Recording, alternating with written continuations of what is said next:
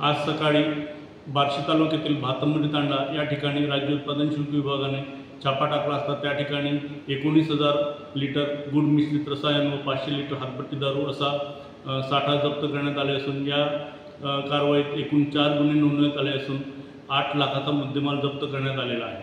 ही कारवाई उपअधीक्षक संजय पाटील यांच्या नेतृत्वाखाली निरीक्षक नंदकुमार जाधव व दुय्यम निरीक्षक व जवान संवर्गीय कर्मचाऱ्यांनी पार पाडली।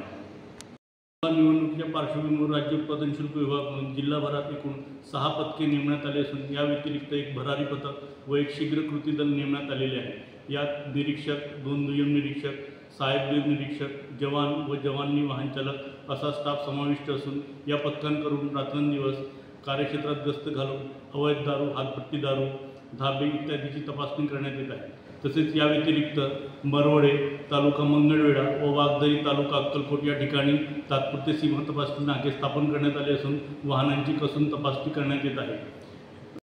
राज्य उत्पादन शुल्क विभागाला शासनाकडून आर्थिक वर्ष 2023-24 करता 166 कोटी 32 लाखांचं उद्दिष्ट देण्यात आलेलं होतं।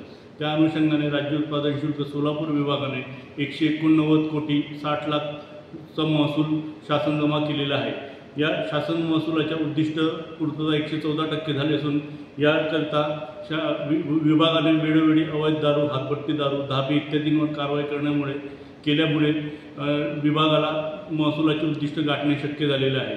तसेच या विभागाने आर्थिक वर्ष 2023-24 मध्ये एकूण 2067 गुन्हे नोंदविले असून त्यात जवळपास 6 कोटी 70 लाखांचा मुद्देमाल जप्त केलेला आहे।